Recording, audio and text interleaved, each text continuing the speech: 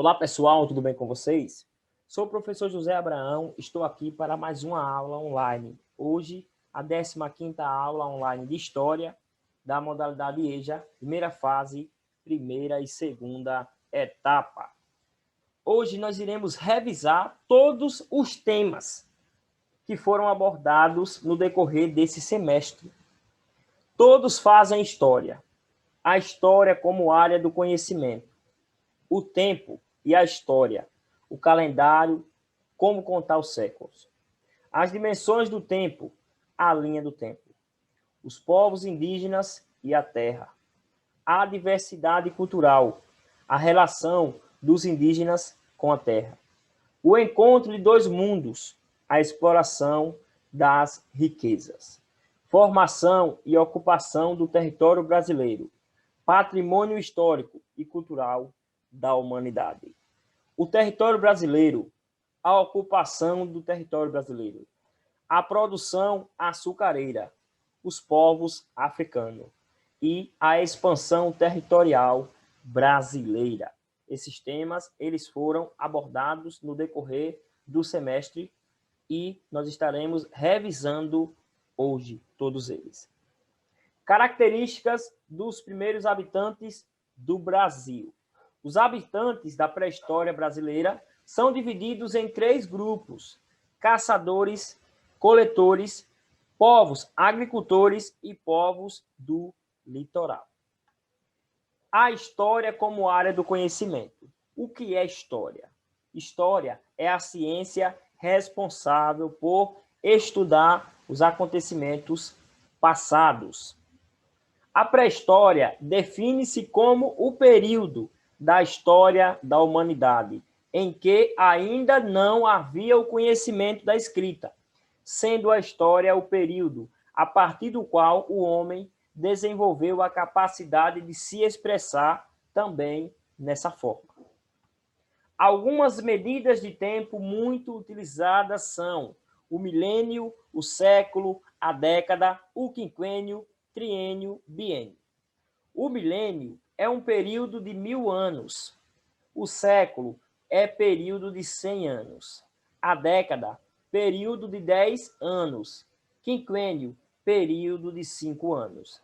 Já o triênio, período de 3 anos e o biênio, período de 2 anos. Por isso falamos em bienal. Calendário. É o sistema para contagem e agrupamento de dias que visa a atender principalmente às necessidades civis e religiosas de uma cultura. Em história, há tempos de curta, média e longa duração. Os acontecimentos de curta duração é aquele que chega imediatamente ao conhecimento das pessoas. Por exemplo, o jogo de futebol, o lançamento de um livro, uma greve, a inauguração de uma obra pública. O acontecimento de média duração não é normalmente percebido de imediato, mas é possível ser reconhecido pelos contemporâneos, isto é, pelas pessoas que viveram na mesma época. Por exemplo, hoje é comum ouvirmos falar da moda dos anos 80, da crise do Oriente Médio ou das últimas décadas. Já um acontecimento de longa duração só é revelado por meio de estudo histórico, porque não pode ser percebido pelos contemporâneos. Por exemplo, fatos ocorridos na Grécia Antiga ou do Antigo Egito. É importante que se faça um grande estudo para que você venha a conhecer acontecimentos de longa duração. Divisão dos séculos. Quando nos referimos ao século I, estamos focando os acontecimentos ocorridos entre o ano 1 a o ano 100. Já o século II foca os acontecimentos ocorridos entre os anos 101 a o ano 200. Já o século III compreende os fatos ocorridos entre o ano 201 e o ano 300. Vivemos hoje no século XXI, que corresponde a fatos ocorridos no período que teve início no ano 2001 e vai se prolongar até o ano 2100.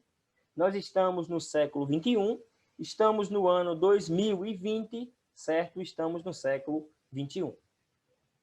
Terras indígenas. Segundo a legislação brasileira, são aquelas tradicionalmente ocupadas pelos povos indígenas do Brasil, habitadas em caráter permanente, utilizadas para as suas atividades produtivas e imprescindíveis, a preservação dos recursos naturais necessários para o seu bem-estar e sua reprodução física e cultural, de acordo com seus usos, costumes e tradições.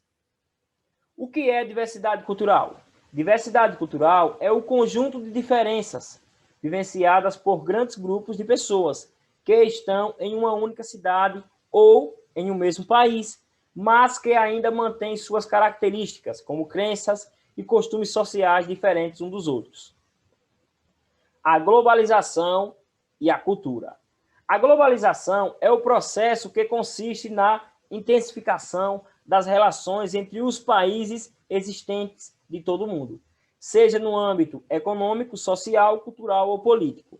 Porém, o principal destaque dado pela globalização está na interação de mercado existente entre os países. A conquista do Novo Mundo. A conquista da América pelos espanhóis iniciou-se no final do século XV, a partir da segunda viagem de Colombo, a princípio sem obedecer a uma planificação, mas com objetivos gerais definidos. A exploração das riquezas. O ciclo do pau-brasil ocorreu durante a fase pré-colonial, entre 1500 e 1530, tudo isso no Brasil. O pau-brasil é uma árvore nativa da Mata Atlântica, que já era utilizada pelos índios para tingimentos de tecido. A tinta do pau-brasil é de coloração vermelha e era encontrada sobretudo nas regiões costeiras, o que facilitou ainda mais sua exploração. Desde o início do século XVI, a coroa portuguesa recebia valores altos para a exploração do pau-brasil. A produção açucareira. O ciclo do açúcar foi uma das principais bases econômicas, sociais e culturais no Brasil colonial. Entre meados do século XVI e XVIII, sua implementação ocorreu por meio da importação pelos portugueses do sistema de Seis Marias, responsável pela distribuição de terras para a produção agrícola na então colônia portuguesa. Nesse período, formaram-se os engenhos, que eram as unidades produtivas responsáveis pela moeda da cana de açúcar, moenda, certo?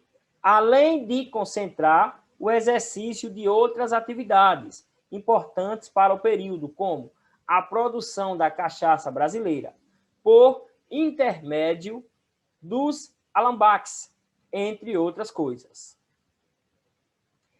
Encerro esta revisão de hoje com uma frase de Immanuel Kant: o homem não é nada além daquilo que a educação faz dele. Obrigado, Deus vos abençoe.